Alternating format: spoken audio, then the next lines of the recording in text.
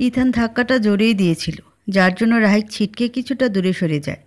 Ethan রেগে চিৎকার করে বলে ওঠে, তোর সাহস কী করে হলো লাবিবার হাত টাচ করার? তুই জানিস এই মেডিকেল কলেজের কোনো ছেলে অবধি ওর দিকে চোখ তুলে তাকায় না, সেখানে তুই ওর হাত ধরলি কেন? কোন সাহসে? অনেক হিরো হতে এসেছিস তাই না? আজকে এই হসপিটালে তোর লাস্ট দিন হবে, এটা এই ইথান এহসান আদিলের প্রমিস। কথাটা বলেই ওখানে আর এক মুহূর্ত না দাঁড়িয়ে লাবিবার হাত ধরে টানতে টানতে নিজের কেবিনে নিয়ে চলে আসলো ইথান। এদিকে রাহিক এখনও স্তব্ধ হয়ে দাঁড়িয়ে আছে।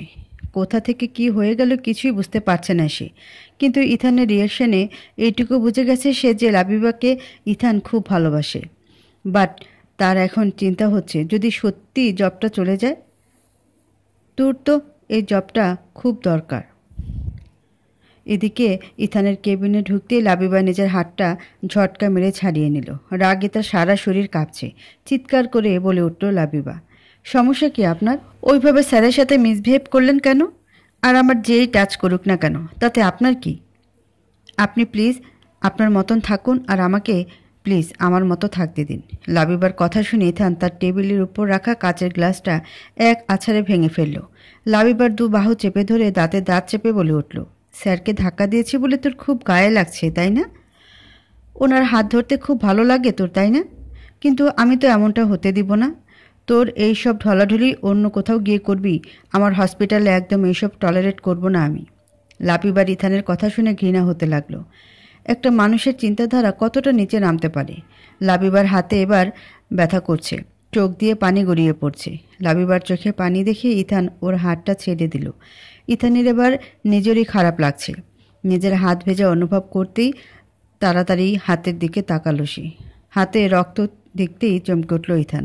লাবিবার হাতের দিকে তাকাতেই দেখতে পেল ওর হাত থেকেই রক্তটা পড়ছে। কলিজাটা কেঁপে উঠল তার। ইথান দ্রুত গিয়ে লাবিবার হাতটা ধরে একটা চেয়ারে বসিয়ে দিল। ড্রয়ার থেকে ফার্স্ট এইডের বক্সটা এনে দ্রুত সেখান থেকে একটু তুলে স্যাভলন লাগিয়ে নিল। লাবিবার হাতটা নিজের এক হাতের উপর রেখে যেই না রক্তটা পরিষ্কার করতে যাবে ঠিক তখনই লাবিবা হাতটা সরিয়ে নিল। ইথানের দিকে তাকিয়ে কিছু বলতে যাবে তার আগেই ইথানের চোখের দিকে তাকিয়ে থমকে যায় সে। অসম্ভব লাল হয়ে আছে তার চোখ দুটো। লাবিবা আর কিছু না বলে আবার তার হাতটা ইথানের হাতের উপর রেখে দিল ভয়ে। লাবিবার এমন কাণ্ড দেখে ইথানের এবার একটু হাসি পেল, তবুও মুখটাকে গম্ভীর করে রেখে রক্ত পরিষ্কার করতে লাগলো। লাবিবা এক মনে ইথানের দিকে তাকিয়ে আছে। সত্যি মানুষটা বড্ড অদ্ভুত। ইথান ভেবেছিল লাবিবার হাতটা হয়তো কেটে গেছে, সেজন্য সেখানে পরিষ্কার করে মলম লাগিয়ে দিবে, কিন্তু লাবিবার হাতে তো কোনো ক্ষতের চিহ্ন নেই। তাহলে রক্ত কোথা থেকে আসলো? ইথান ভালো করে লক্ষ্য করে দেখলো হাতে সত্যি কোনো ক্ষত নেই, শুধু ছোট্ট একটা ছিদ্র আছে। দেখে মনে হচ্ছে কেউ হয়তো এখানে ইঞ্জেকশন ফুটিয়ে দিয়েছে। ইথান লাবিবাকে শান্ত কণ্ঠে বলে উঠল, হাতে কী হয়েছে তোর? এতক্ষণ বাদে ইথানের এমন কথায় বেশ অবাক হলো লাবিবা। মনে মনে ভাবল, এতক্ষণ কি তাহলে উনি কিছুই দেখেনি? অবশ্য তা দেখবে কেন? উনি তো শুধু দেখবে যে আমি কোন ছেলের হাত ধরে আছি। জানি না, আসলে কাকাই কিছু ফাইল দিয়েছিল স্যারকে দেওয়ার জন্য, আমি সেগুলো নিয়ে যাচ্ছিলাম। স্যারের কেবিনে যখন ঢুকতে যাব ঠিক তখনই কেউ এসে হাতে কিছু ফুটিয়ে দেয় আর আমি চিৎকার করে উঠি। তারপরে তো স্যার বেরিয়ে এসে আমার হাতে রক্ত দেখে হাতটা চেপে ধরে যাতে আর ব্লাড না বের হয়। কিন্তু আপনি তো উল্টা বুঝে কত বড় সিন ক্রিয়েট করলেন। লাবিবার কথা শুনে ইথানের মাথায় এবার আকাশ ভেঙে পড়ল। না জানে কি না কি বলে ফেলেছে সে। এবার তার নিজের চুল ছিঁড়তে ইচ্ছা করছে, কিন্তু লাবিবার হাতেই বা কে ইঞ্জেকশন ফুটালো? ইথান কিছুটা অবাক হয়ে বলে উঠল, তোর হাতে আবার কে ইঞ্জেকশন ফুটালো? সেটাও জানি না, আমি তো তার মুখেই দেখতে পাইনি। আমার মনে হয় ভুলবশত ধাক্কা লেগে হাতে ফুটে গেছে। কিছুটা বিরক্তি নিয়ে বলল। ইথান লাবিবার কথায় কোনো উত্তর দিল না। তার মাথায় একটা বিষয় কিছুতেই ঢুকছে না। সামান্য ইঞ্জেকশন ফুটানোর জন্য এত রক্ত তো বেরোয় না, তাহলে লাবিবার হাতে এত রক্ত এলো কোথা থেকে? ইথানের চিন্তার মাঝে লাবিবা শান্ত কণ্ঠে বলে উঠল, আমার হাতটা ছাড়ুন প্লিজ, ক্লাসে লেট হয়ে যাচ্ছে। লাবিবার কথা ইথানের হুঁশ ফিরে। ওর হাতটা ছেড়ে দিতে লাবিবা সেখান থেকে বেরিয়ে যেতে গিয়ে ও থেমে গেল। ইথানের উদ্দেশ্যে বলে উঠল, স্যারের কোনো দোষ নেই, শুধু শুধু ওনার চাকরিটা খাবেন না। আফটারঅল সবার তো আর আপনার বাবার মতন এত টাকা নেই যে কাজ না করলেও দিব্যি লাইফটাকে এনজয় করতে পারবে। লাবিবার কথা শুনে ইথান চুপ করে রইল। আসলেই সে তার ভুলটা বুঝতে পেরেছে। ইথানের থেকে কোনো জবাব না পেয়ে লাবিবা এবার বলে উঠল, আসলে কি বলুন তো, এই হাতের আঘাতটার থেকেও বেশি আঘাত তো আমি সেদিন পেয়েছিলাম, যেদিন আপনি আমার সামনে অন্য একটা মেয়েকে বিয়ে করে এনেছিলেন। সেই আঘাতের তুলনায় এটা নিতান্তই তুচ্ছ। তাই এটাকে নিয়ে এত হাইপার না হলেও চলবে। কথাটা বলে লাবিবা চলে যাবে ঠিক তখনই ইথান বলে উঠল, কখনো কখনো আমাদের চোখের সামনে আমরা যেটা দেখি সেটা সত্যি হয় না, তার আড়ালেও বড় কোনো সত্যি লুকিয়ে থাকে যেটা খুবই কষ্টদায়ক হয়। ইথানের কথার মানে লাবিবা কিছুই বুঝল না, আর বুঝতেও চাইল না। কেন জানি তার মাথাটা বেশ ঝিমঝিম করছে। তাই সেখানে আর না থেকে দ্রুত ক্লাসের উদ্দেশ্যে বেরিয়ে আসলো। অন্যদিকে অন্ধকার রুমে সোফায় বসে আছে কোনো এক সুদর্শন যুবক। প্রচুর রেগে আছে সে। তার সামনে একটা লোক মাথা নিচু করে দাঁড়িয়ে আছে। সে খুব ভয় পেয়ে আছে। হঠাৎ করেই সেই যুবকটি চেঁচিয়ে বলে উঠল, তোমাদের দ্বারা একটা কাজও ঠিক মতন হবে না। সামান্য একটা ইঞ্জেকশন পুশ করতেও পারলে না ঠিক মতন, জাস্ট অসহ্য। স্যার বিশ্বাস করুন, আমি ওর হাতে ইঞ্জেকশন পুশ করেছিলাম, কিন্তু পুরো ব্লাডটা ওর হাতে পুশ করার আগেই মেয়েটা চিৎকার করে উঠল। আমি ভয় পেয়ে যাই স্যার। হাজার হোক ওই কলেজটা মেয়েটার কাকুর। ওর চিৎকার শুনে লোক তো আসতোই ওকে বাঁচাতে। Just shut up. ওই কলেজটা আর ওদের থাকবে না। খুব তাড়াতাড়ি ওইটা আমার হয়ে যাবে। তুমি তো নিজের কাজটা করতে পারোনি, এখন এখানে দাঁড়িয়ে থেকে আমার মাথাটা খেও না তো। নেক্সট টাইম লাবিবাকে ইঞ্জেকশনের ডোজটা আমি নিজে গিয়ে দিব। এখন তুমি যাও এখান থেকে। যুবকটার কথা শেষ হতেই লোকটা সেকেন্ডের মধ্যে সেখান থেকে চলে গেল। লোকটা চলে যেতেই সে কাউকে ফোন করলো। ফোন রিসিভ হতেই সে শয়তানি একটা হাসি দিল। কলেজে লাবিবার আড়ালে যে তাকে নিয়ে অনেক সমালোচনা করা হচ্ছে তা বেশ বুঝতে পারছে লাবিবা। তার আর ইথানের বিয়ে ভাঙা নিয়েই তাদের যত কথা। যদিও ওর সামনে এসে তারা কিছু বলছে না, কেন জানি এখানে এসেও ওর শান্তি লাগছে না। বাড়িতে হয়তো ফারিহার বউ ভাতের জন্য সবাই এতক্ষণে রেডি হতে শুরু করে দিয়েছে। লাবিবার শরীরটাও ভালো লাগছে না, কেমন যেন ক্লান্ত ক্লান্ত লাগছে। তাই সবগুলো ক্লাস না করেই বাড়ি চলে এসেছে সে। বাড়িতে আসতে লাবিবা অবাক হয়ে যায়। সকালে যাওয়ার সময় বাড়িতে বউ ভাতের আয়োজন চলছিল, কিন্তু এখন দেখে মনেই হচ্ছে না যে এটা কোনো বিয়ে বাড়ি। কোনো ডেকোরেশন নেই বাড়িতে, তেমন কোনো মেহমানও নেই। আর লাবিবাকে এত তাড়াতাড়ি আসতে দেখে ওর মা একটু অবাক হয়ে যায়। দ্রুত লাবিবার কাছে এসে প্রশ্ন করে, কী রে, আজ এত তাড়াতাড়ি চলে এলি? শরীর খারাপ লাগছে নাকি মা? না আম্মু, ওই একটু ক্লান্ত লাগছিল তাই চলে এসেছি। সে তো লাগবেই। এই কয়েকদিন কি কম ধকল গেল নাকি তোর উপর দিয়ে? লাবিবার মা দীর্ঘশ্বাস ফেলে কথাটা বলল।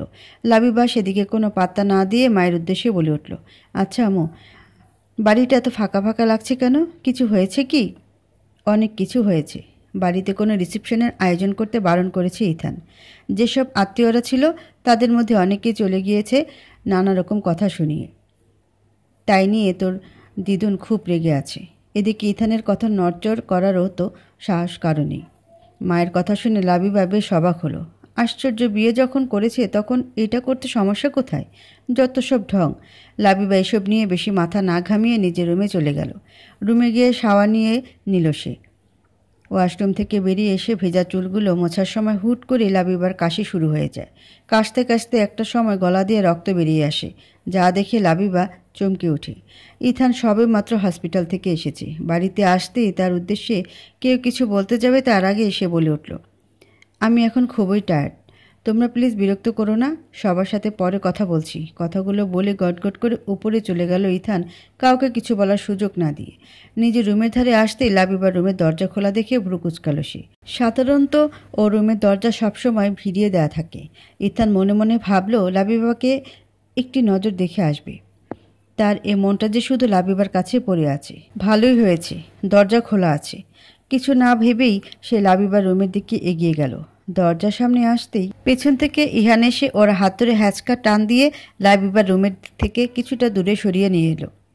হুট করে এমনটা হওয়ায় বেশ চমকে উঠল ইথান। পেছন ফিরে ইহানকে দেখতে পেয়ে ভ্রুকুচকে জিজ্ঞেস করলো, এইভাবে হাত ধরে টান দিলি কেন?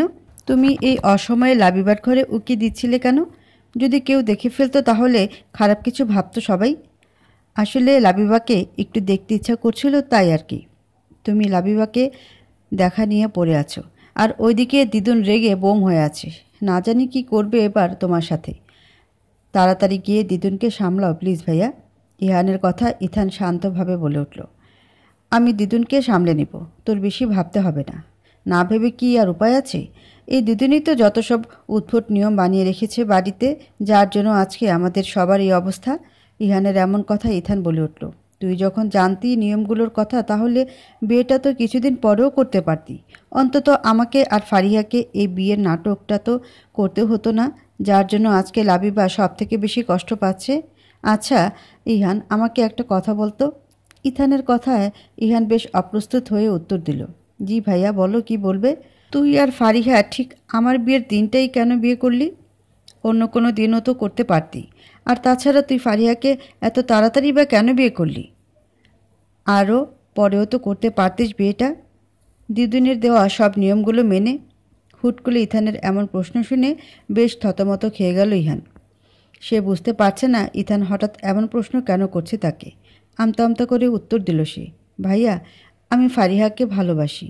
ওকে ছাড়া এক মুহূর্ত থাকা আমার জন্য খুব কষ্টের, তাই তো ওকে বিয়ে করে ফেলি। আর বিয়ের সময় তো আমি জানতামই না যে আমাদের বাড়িতে ছেলেদের বিয়ে করার জন্য কিছু শর্ত দেওয়া আছে। যদি আগে থেকে জানতাম তাহলে এই বিয়েটা আমি করতাম না। আমি তো বিয়ের পর তোমার মুখ থেকে শুনেছি যখন তুমি আমাকে আর ফারিহাকে ম্যারেজ রেজিস্ট্রি অফিস থেকে আনতে গেছিলে, আর তোমার বিয়ে উপলক্ষে বাড়িতে অনেক গেস্ট এসেছিল আমাদের। আমি সেদিন ভেবেছিলাম এত গেস্টের মাঝে যদি আমি ফারিহাকে বিয়ে করে নিয়ে যাই তাহলে পরিবারের সবাই মান সম্মানের ভয়ে আমাদের বিয়েটা ইজিলি মেনে নেবে, আর সবাই জেনেও যাবে যে ফারিহা আমার বউ। তাই তোমার বিয়ের দিনে বিয়েটা করেছি আমি। কিন্তু তুমি এই কথাগুলো কেন জিজ্ঞেস করছো আমাকে? ইহানের কথাগুলো এতক্ষণ মন দিয়ে শুনছিল ইথান। কিছুক্ষণ চুপ থেকে শান্ত কণ্ঠে বলে উঠল, ও আচ্ছা, বুঝলাম। আসলে এই প্রশ্নগুলো অনেক দিন ধরে আমার মাথায় ঘুরপাক খাচ্ছিল, তো তাই জিজ্ঞেস করলাম। আমি ফ্রেশ হয়ে আসছি। কথাটা বলে ইথান সেখান থেকে নিজের রুমে চলে যেতে যাবে, ঠিক তখনই ইহান পেছন থেকে জিজ্ঞেস করে উঠল, আচ্ছা ভাইয়া, তোমার টেস্টের ফাইনাল রিপোর্টটা কবে দিবে কিছু বলেছে? ইহানের কথায় ইথান দাঁড়িয়ে পড়ল। ইহানের দিকে তাকিয়ে মুচকে হাসি দিয়ে বলে উঠল, ধরে নে সেটা আমি পেয়ে গেছি। এইটুকু বলে ইথান সেখান থেকে গটগট করে নিজের রুমে চলে গেল। এইদিকে ইথানের বলা শেষের কথাটা কিছুতে ইহানের মাথায় আসছে না। ইথান রিপোর্ট পেয়ে গেছে মানে? আর পেলে সবাইকে বলছে না কেন? আর রিপোর্ট পেল কিভাবে ইথান? ইথান রুমে এসে কাউকে ফোন করলো। ফোন রিসিভ হতে তেজি কণ্ঠে বলে উঠল, আমি একটু পরে আসছি, আপনি সব কিছু রেডি করে রাখুন, এসে আপনার সাথে কথা বলছি। ওপাশ থেকে কাউকে কিছু বলতে না দিয়ে ফোনটা কেটে দিল ইথান। তার মুখে আছে এক দুশ্চিন্তার ছাপ। ইথান ওয়াশরুমে চলে গেল শাওয়ার নিতে। এদিকে লাবিবার গলা দিয়ে এখনও রক্ত পড়ে চলেছে। কিছু না ভেবে মুখটা চেপে ধরে ওয়াশরুমে বেসিনের সামনে গিয়ে কুলি করতে লাগলো, আর চোখে মুখে পানি দিতে থাকলো। অনেকক্ষণ যাবৎ এমনটা করার পর রক্ত পড়াটা কমে গেল। ওয়াশরুম থেকে বেরিয়ে এসে ধপ করে বিছানার উপর বসে পড়ল লাবিবা। এবার তার ভয় হচ্ছে, এমন হুটহাট করে গলা নাক দিয়ে রক্ত পড়ছে কেন তার? ড্রেসিং টেবিলের সামনে এখনও রক্ত লেগে আছে, যা লাবিবার খেয়াল নেই। প্রচুর ক্লান্ত লাগছে তার, তাই বিছানার উপর শুতেই ঘুমের রাজ্যে পাড়ি জমালো সে।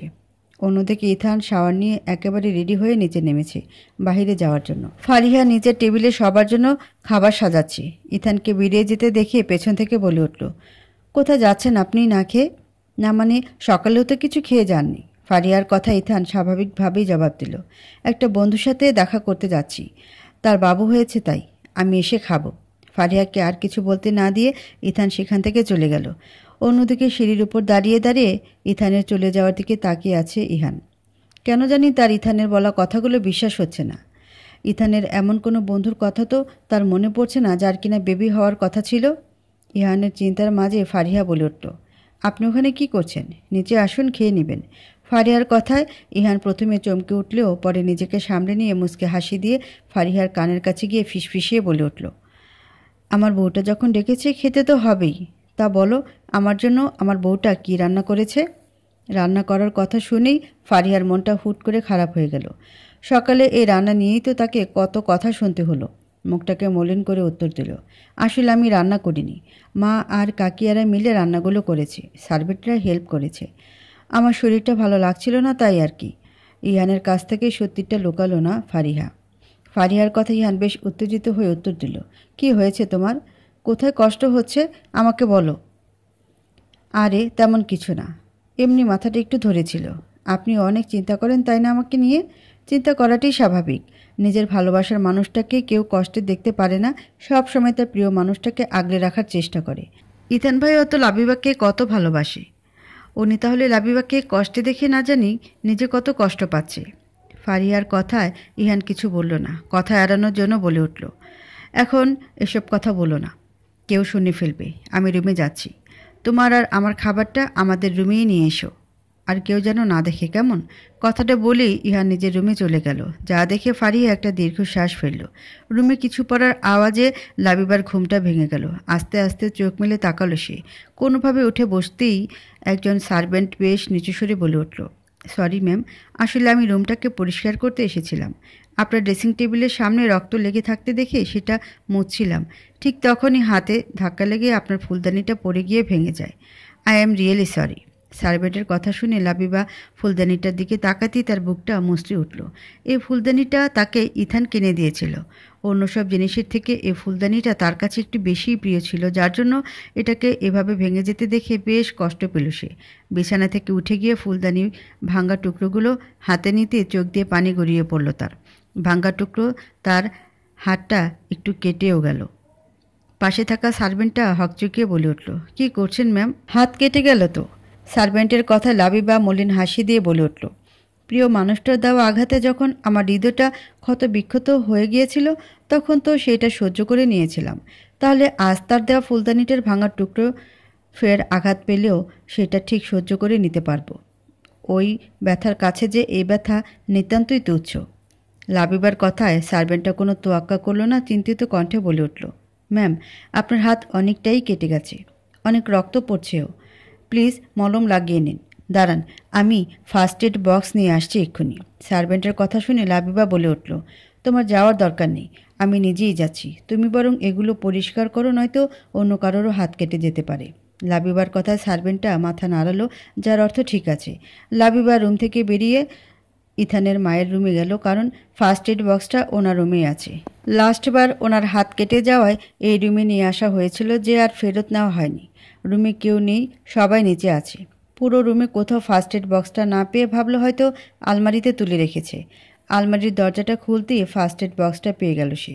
ওটা নেওয়ার সময় লাবিবার হাতে ধাক্কা খেয়ে কোনো একটা ফাইল পড়ে যায়। লাবিবা ফার্স্ট এড বক্সটা নিয়ে পাশে টেবিলের উপর রাখে। ফাইলটা নিচে পড়ে যায়, ওর মধ্যে থাকা পেপারগুলো এলোমেলো হয়ে যায়।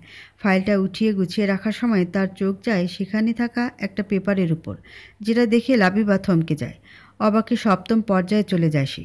বিস্ময়ে যেন তার মুখ এবার হা হয়ে গেল। ইথান বাবা, তোমার মেডিকেল রিপোর্ট একদম ঠিক আছে, তুমি বাবা হতে সক্ষম, তোমার মধ্যে কোনো সমস্যা নেই। কিন্তু তুমি হঠাৎ করে এই টেস্টগুলো কেন করালে? অবাকে সরে বলল ডক্টর সাহিল। ডক্টর সাহিলের কথাগুলো শুনে ইথান যেন আকাশ থেকে পড়ল এবার। চোখ বড় বড় করে তাকিয়ে উত্তেজিত কণ্ঠে ডক্টর সাহিলকে বলে উঠল, স্যার, আপনি ঠিক বলছেন তো? কোনো সমস্যা নেই রিপোর্টে? ভালোভাবে দেখে বলুন প্লিজ স্যার। ইথানের কথায় ডক্টর সাহিল বেশ অবাক হলো।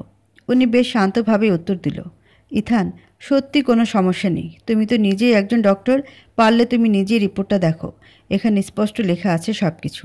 ডক্টর সাহেলের কথা শুনে ইথান রিপোর্টটা খপ করে তার হাত থেকে নিয়ে নিজে পড়ে দেখল।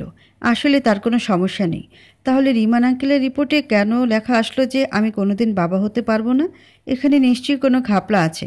মা ঠিকই বলেছিল। ইস, আমি যদি আগে মায়ের বলা কথাগুলো একবার ভেবে দেখতাম।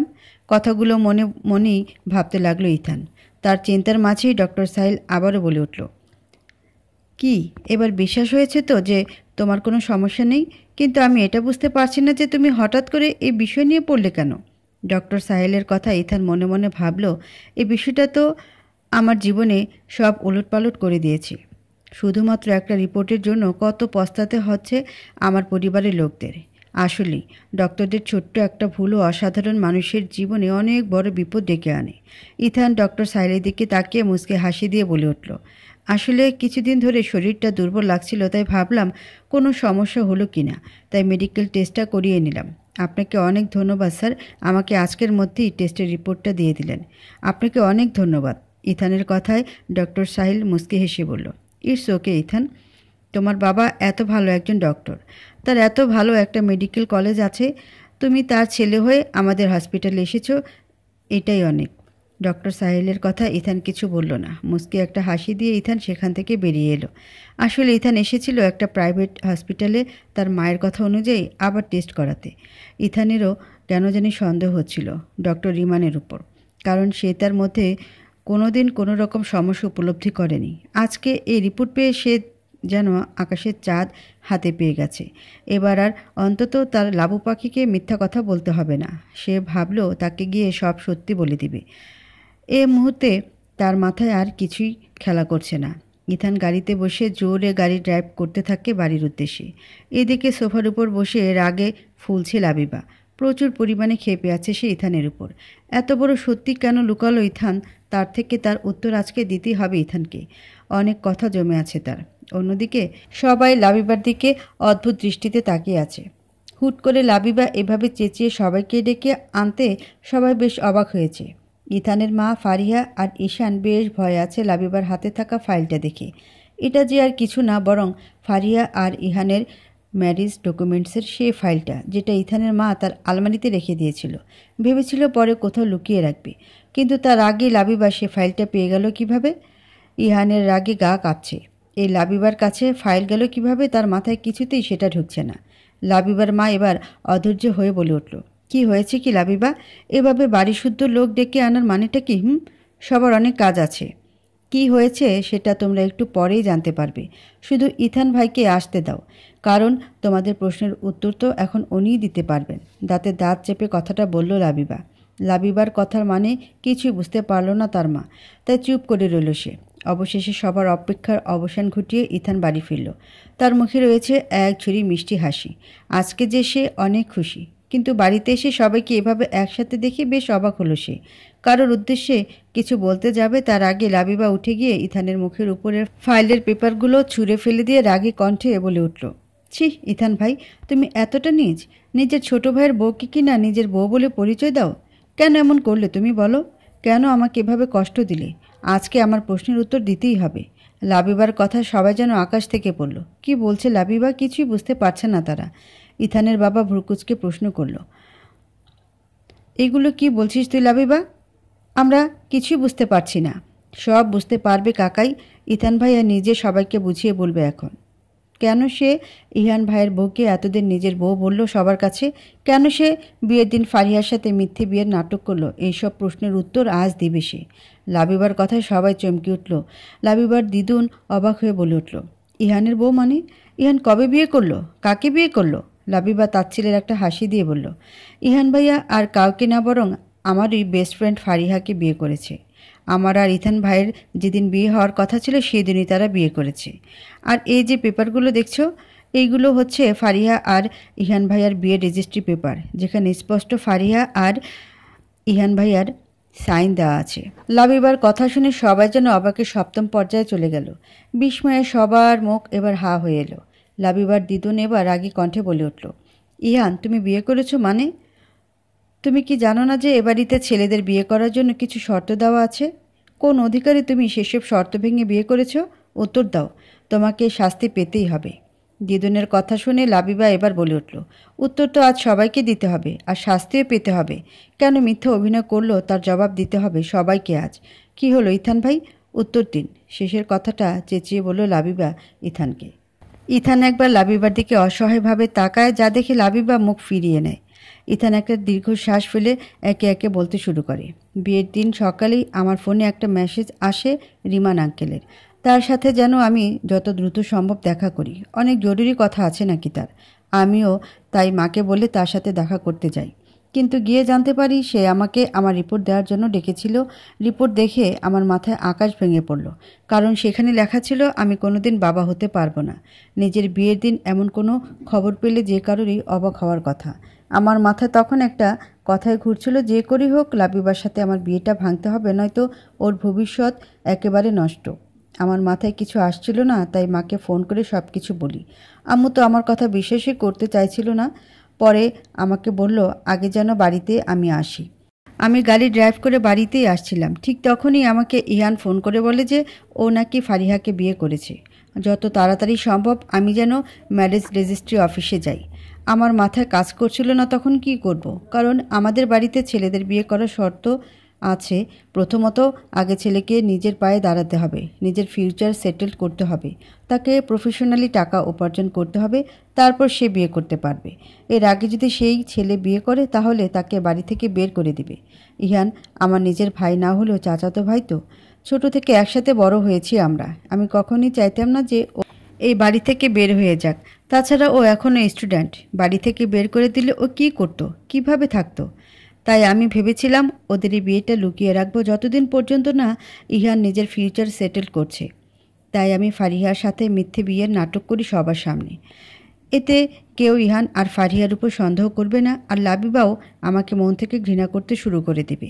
আমার থেকে দূরে সরে যাবে আর নিজের জীবন নিজের মতন করে গুছিয়ে নেবে। তারপর ইহান যখন নিজের পায়ে দাঁড়িয়ে যাবে তখন সবাইকে সত্যিটা বলে দিব ভেবেছিলাম আমি। আমার কাছে তখন মনে হয়েছিল এটাই বেস্ট উপায় লাবিবার মনে আমার জন্য ঘৃণা সৃষ্টি করার। পরে আমি মাকে ফোন করে সব কিছু বুঝাই। মা তখন আমার কথায় রাজি হয়ে যায়। এক নাগারে কথাগুলো বলে থামল ইথান। তার কথা শুনে সবাই স্তব্ধ হয়ে গেছে। লাবিবার চোখের কোণে পানি চিকচিক করছে। ধীর পায়ে সে ইথানের সামনে গিয়ে ওর শার্টের কলার ধরে রেগে কটমট করে বলে উঠল, আপনি একবার বলতে তো পারতেন সব কিছু আমাকে, সবাই মিলে ডিসিশন নিতাম। কিন্তু আপনি সেটা না করে একা একা এত বড় একটা নাটক করলেন শুধুমাত্র আমার মনে আপনার জন্য ঘৃণা সৃষ্টি করার জন্য। কিন্তু আপনি কি জানেন এই কয়দিনে আমার মনে আপনার জন্য ঘৃণার বদলে অভিমান বেশি জন্মেছে।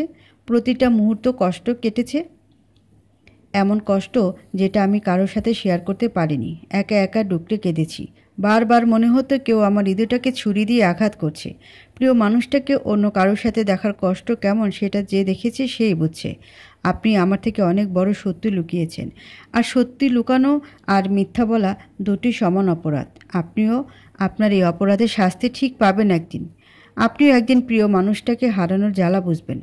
আমার মতন প্রতি মুহূর্তে তিলে তিলে শেষ হবেন। কথাগুলো এক নিঃশ্বাসে বলে সেখান থেকে দৌড়ে লাবিবা নিজের ঘরে চলে গেল, আর কিছু না শুনেই। ইথান এখনও মাথা নিচু করে অপরাধীর ন্যায় দাঁড়িয়ে আছে। কিছুক্ষণ ড্রয়িং রুমে নীরবতা বিরাজ করলো। ইথান নিজেই এই নীরবতা ভেঙে সবার দিকে তাকিয়ে শান্ত কণ্ঠে বলে উঠল, আমার মনে হয় না আমি যা করেছি তা ভুল ছিল। আমার সাথে বিয়ে করলে লাবিবা কোনোদিনও মা হতে পারতো না, আর আমি আমার ভাইকেও কখনো কষ্টে দেখতে চাইনি। তাই সব দিক ভেবেই এই সিদ্ধান্ত নিয়েছিলাম। দেখো দিদুন, তোমরা তো সবটা জেনেই গেছো। এখন প্লিজ ফারিহা আর ইহানকে মেনে নাও। আমি আর নিতে পারছি না এইসব, জাস্ট অসহ্য লাগছে। ইথানের কথা শুনে তার দিদুন গম্ভীর কণ্ঠে বলে উঠল, ইথান একজন ভাই হিসেবে যেটা করেছে সেটা একদমই ঠিক করেছে, কিন্তু আমাদের সবটা বলতে পারতো একবার। সব কিছু লুকিয়ে সবাইকে কষ্ট দিয়েছে সে, বিশেষ করে লাবিবাকে। তবুও ওর কথা বাদ দিলাম, কারণ ও পরিস্থিতির চাপে সবটা করেছে। কিন্তু ইহান তো সব কিছু জেনে বুঝে করেছে। শুধুমাত্র ইথান দাদুভাইয়ের মুখের দিকে তাকিয়ে আমি ফারিহা আর ইহানকে মেনে নিলাম। কিন্তু ইহানের এমন কাজের জন্য আমি কখনোই ওকে ক্ষমা করব না। বাড়িতে ইহান আর ফারিহা রিসেপশনের ব্যবস্থা করো সবাই। সবার সত্যিটা জানা দরকার। ইথান ওর দিদুনের কথা শুনে দৌড়ে গিয়ে তাকে জড়িয়ে ধরল। ইথান ওর দিদুনের সাথে খুব ক্লোজ। ইথানের দিদুন ওর মাথায় হাত বুলিয়ে দিল। অন্যদিকে ইহানের প্রচুর রাগ লাগছে। এই লাবিবা তাদের ম্যারেজ সার্টিফিকেট না দেখলে আজ এত কিছু হতো না।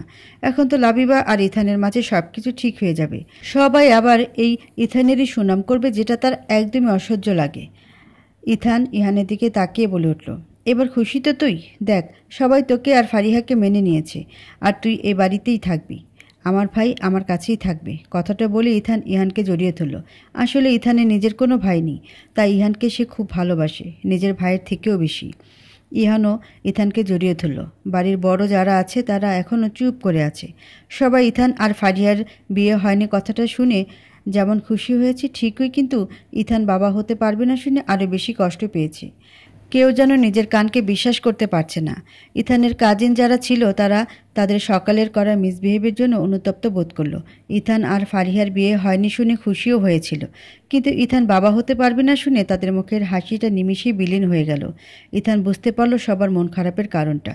তখন ইথান সবার উদ্দেশ্যে আবারও বলে উঠল, আমি জানি তোমাদের মন খারাপের কারণটা। আমি বাবা হতে পারবো না শুনে তোমাদের মন খারাপ করছে, তাই না? কেউ হয়তো বিশ্বাসও করতে পারছো না। আমিও জানো প্রথমে এই কথাটা বিশ্বাস করতে পারছিলাম না। তাই তো পুরো শিওর হওয়ার জন্য আজকে আবারও টেস্ট করাই। আর টেস্টের রিপোর্টে কি আসছে জানো? সবাই ইথানের কথা শুনে আশ্চর্য হলো। অধীর আগ্রহে তার কথা শোনার জন্য চেয়ে রইল। আর ইহানের তো সব কিছু মাথার উপর দিয়ে যাচ্ছে।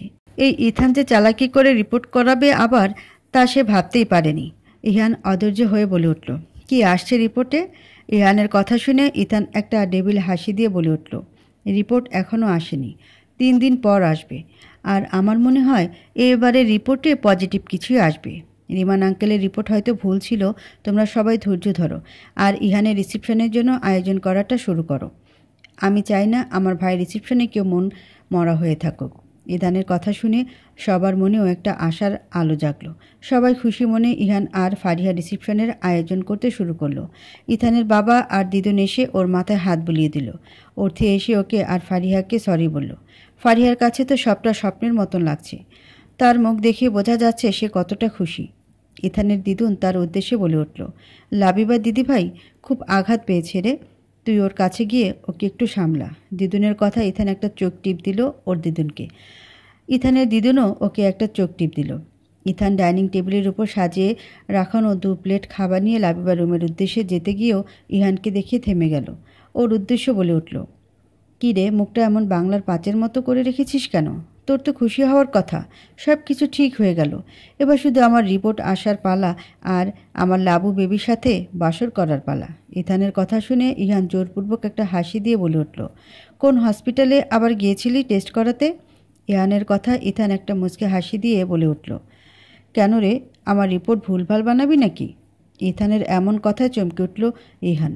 চোখ বড় বড় করে তাকিয়ে আছে সে ইথানের দিকে। ভীতু কণ্ঠে বলে উঠল সে, এগুলো কি বলছো তুমি ভাইয়া? আমি কিছুই বুঝতে পারছি না। ইহানের কথা ইথান হো হো করে হেসে দিল।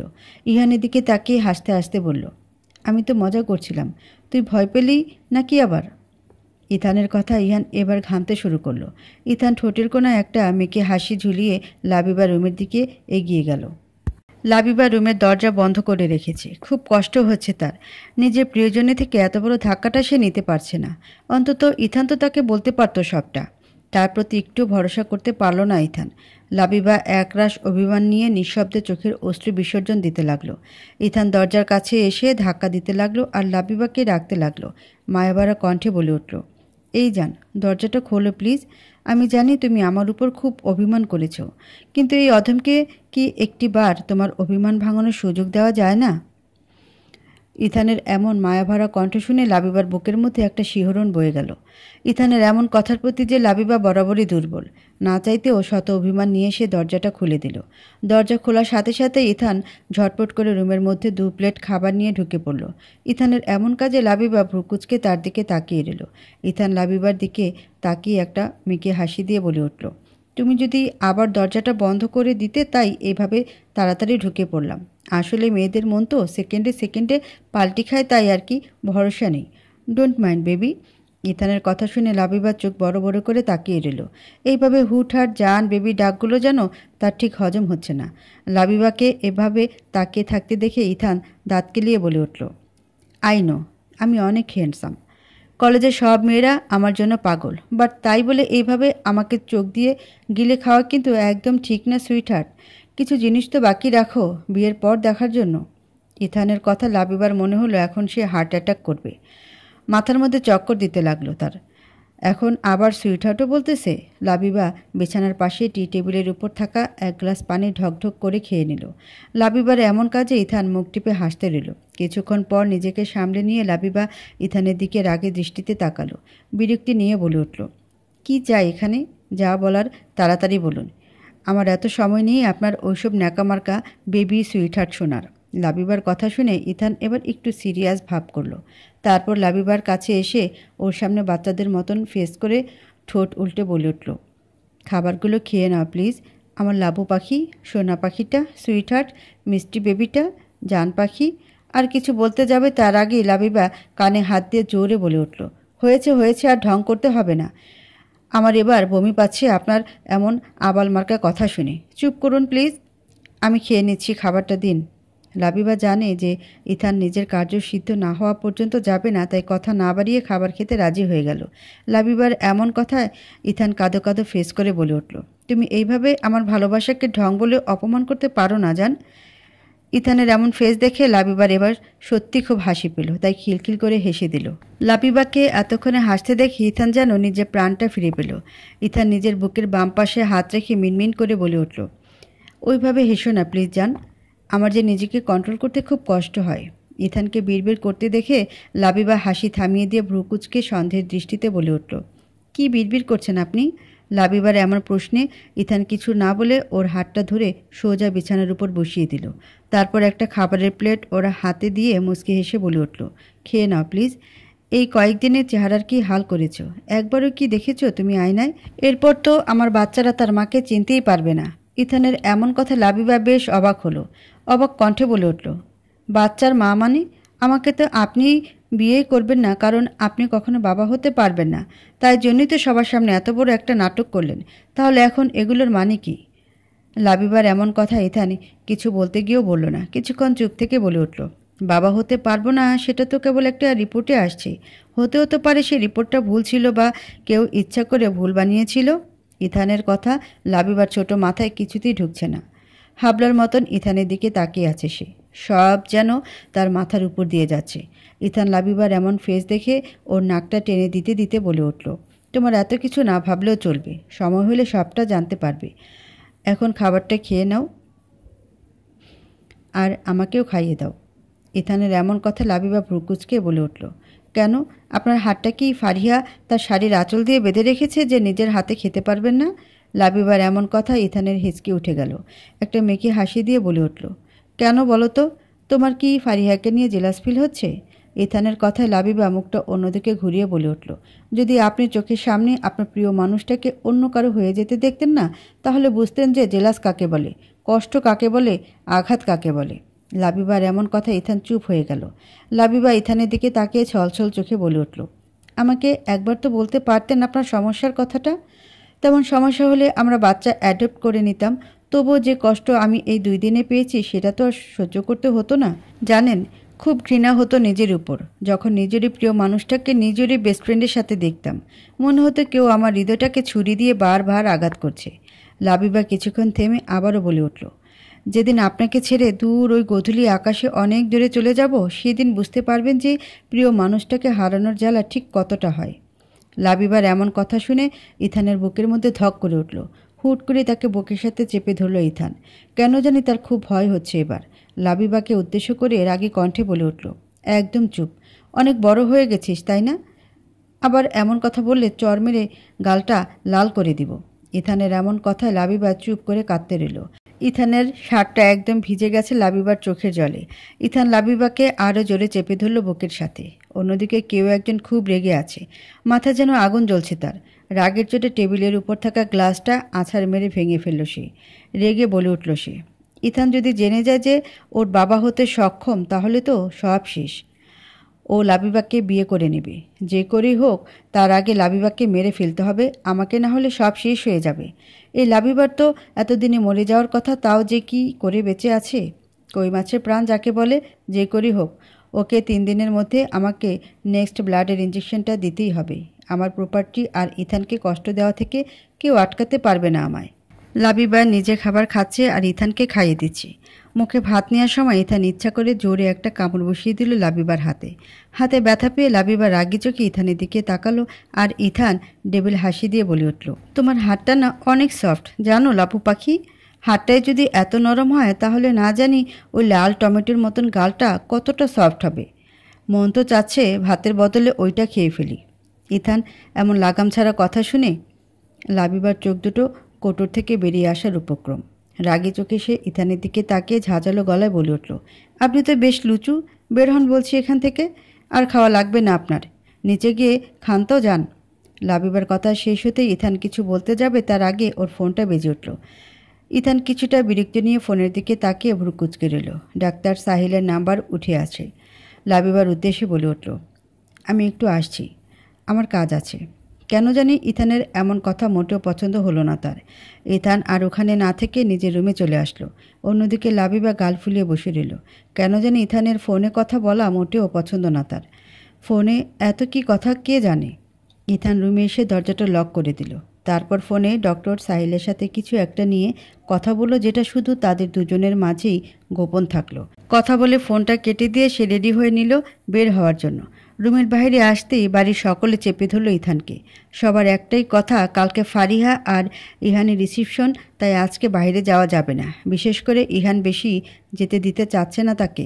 ইথান সবাইকে কোনোভাবে বুঝ দিয়ে হসপিটালের বাহানা দিয়ে চলে আসলো। অন্যদিকে ইথান রুম থেকে বেরোতেই লাবিবা কোনোভাবে বাকি খাবারটা কমপ্লিট করে ঘুমিয়ে পড়ল। আসলে তার শরীরটা বড্ড দুর্বল লাগছে আজকাল, কেন জানি, তাই তো একটু শুলেই ঘুমিয়ে পড়ে। লাবিবা ঘুমোতেই কেউ তার রুমে করিডোর দিয়ে প্রবেশ করে। ঘুমন্ত লাবিবার দিকে এগিয়ে গিয়ে ওর বিছানার পাশে বসে শয়তানি হাসি দিয়ে বলে উঠল সে, বাহ লাবু বেবি, তোমাকে ঘুমালে তো আসলে কিউট লাগে অনেক। ওই ইথান তোমার এই কিউটনেসের প্রেমে পড়েছিল নাকি? অবশ্যই সে তোমার প্রেমে পড়েছে, এটাই যথেষ্ট আমার কাছে। এখন আমি তোমাকে আকাশে পাঠিয়ে দিয়ে ওকে অনেক কষ্ট দিব, সারা জীবনের জন্য ওর জীবনটাকে কষ্টে ভরিয়ে দিব। কিছুক্ষণ লাবিবার নিষ্পাপ মুখের দিকে তাকিয়ে থেকে সে চোখটাকে ফিরিয়ে নিল। তার লাবিবার প্রতি মায়া হচ্ছে ঠিকই, কিন্তু এ মায়ার থেকেও তার যে ইথানের প্রতি ঘৃণার পরিমাণটা আরও অনেক গুণ বেশি। তাই তো ইথানকে কষ্ট দেওয়ার জন্য সে একটা নিষ্পাপ প্রাণকে মারতেও দুবার ভাবছেও না। লোকটা তার ব্যাগ থেকে একটা ব্লাডের ইঞ্জেকশন বের করলো। ইঞ্জেকশনটা হাতে নিয়ে সে লাবিবার হাতে পুশ করে দিল। ইঞ্জেকশন প্রথমে লাবিবার হাতে ফোটানো হলে একটু নড়ে উঠে সে, কিন্তু সে এতটাই ক্লান্ত যে চোখ মেলে বিষয়টা না দেখে আবারও ঘুমিয়ে যায়। আর অন্যদিকে সে অচেনা ব্যক্তিটি পুরো ব্লাডটা ওর শরীরে পুশ করে দিয়ে একটা শয়তানি হাসি দেয়। সে জানে এই ব্লাডটাই লাবিবাকে শেষ করার জন্য যথেষ্ট। একটা বিশ্বজয়ের হাসি দিয়ে সেখান থেকে চলে যায় সে। অন্যদিকে ইথান ড্রাইভ করে ডক্টর রিমানের হসপিটালে চলে আসে। গাড়ি পার্ক করে ডক্টর রিমানের চেম্বারে কোনো রকম নক না করে ঢুকে পড়ে। হুট করে ইথানকে এভাবে আসতে দেখে বেশ চমকে উঠে ডক্টর রিমান। ইথানের দিকে তাকিয়ে জোরপূর্বক হাসি দিয়ে বলে ওঠে সে, তুমি এখানে এখন কি করছো ইথান বাবা? কোনো সমস্যা হয়েছে কি? ডক্টর রিমানের কথায় ইথান তাচ্ছিল্যের সুরে বলে উঠল, সমস্যা তো মনে হয় আপনার হয়েছে আঙ্কেল, এই জন্য আমার রিপোর্টটা নিয়ে এত ঘুরপাক করছেন আর সেটা ভুলও বানিয়েছেন। ইথানের কথা এবার সে ঘামতে শুরু করে। ইথানের দিকে তাকাতেই ভয়ে তার কলিজার পানি শুকিয়ে যায়, কারণ ইথানের চোখ প্রচুর আকারে লাল হয়ে আছে। ভয়ে ভয়ে বলে ওঠে সে, এগুলো কি বলছো তুমি ইথান বাবা? তোমার কোথাও ভুল হচ্ছে। ইথান এবার রেগে বলে ওঠে, ভুল আমার না, আপনার হচ্ছে রিমান আঙ্কেল। কেন এমন করলেন আপনি? ইচ্ছা করে কেন আমার রিপোর্ট ভুল বানালেন আপনি? আমি জানি আপনি এটা ইচ্ছে করেই করেছেন, আর সেটা আমার বিয়ের জন্যই পাঠিয়েছেন যাতে আমার আর লাবিবার বিয়েটা ভেঙে যায় আর সবাই কষ্ট পায়। কিন্তু কেন এমন করলেন আঙ্কেল? আপনি তো আমার বাবার কাছের বন্ধু, আমাকে আর লাবিবাকে কত ভালোবাসেন, তাও এমন একটা জঘন্য কাজ কেন করলেন? আমাদের বিশ্বাস নিয়ে খেললেন এভাবে? ইথানের এমন কথায় ডক্টর রিমান নিজেকে মনে মনে অপরাধী ভাবতে লাগলো। সত্যি সে ইচ্ছা করে রিপোর্টটা ভুল বানিয়েছে, আর সেটা ইথানের বিয়ের জন্যই পাঠিয়েছে যাতে বিয়েটা ভেঙে যায়। ইথানের দিকে তাকিয়ে কান্না ভেজা কণ্ঠে বলে উঠল সে, আমি এমনটা বাধ্য হয়ে করেছি ইথান, না চাইতেও আমাকে তোমাদের বিশ্বাস নিয়ে খেলতে হয়েছে, কিন্তু আমার কাছে এছাড়া আর কোনো উপায় ছিল না। আর ডক্টর রিমানের কথা শুনে ইথান অবাক সুরে বলে উঠল, উপায় ছিল না মানে? কে আপনাকে বাধ্য করেছে, আর আপনি কেনই বা তার কথা শুনলেন? ইথানের কথা এবার ডক্টর রিমান একে একে বলতে শুরু করলো, তুমি যেই দিন আমার মেয়ের ডেলিভারির জন্য রক্ত দিয়েছিলে সেই দিনই কেউ আমাদের ছোট্ট আবিদকে কিডন্যাপ করে ইথান।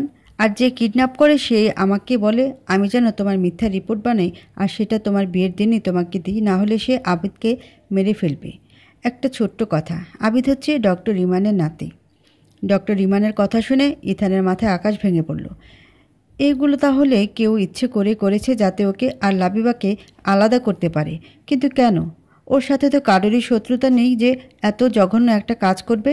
ইথানের চিন্তার মাঝে ডক্টর রিমান বলে উঠল, দেখো ইথান, আমি জানি না সেই ব্যক্তিকে, তবে এটা বুঝতে পেরেছি সে তোমাকে খুব ঘৃণা করে আর তোমাকে কষ্ট দিতে চায়। আর সে এটাও খুব ভালো করে জানে যে লাবিবাকে তোমার থেকে আলাদা করলে তুমি সব থেকে বেশি কষ্ট পাবে। তাই সে তোমাকে আর লাবিবাকে আলাদা করতে চাইবে সবসময়। তুমি লাবিবাকে যতটা পারো নিজের কাছে আগলে রাখবে, না হলে ওকে হারিয়ে ফেলতে হবে। আমি জানি আমি তোমাদের সাথে খুব বড় অন্যায় করেছি, কিন্তু একটা বাচ্চার প্রাণ বাঁচানোর জন্য আমি এমনটা করতে বাধ্য হয়েছি।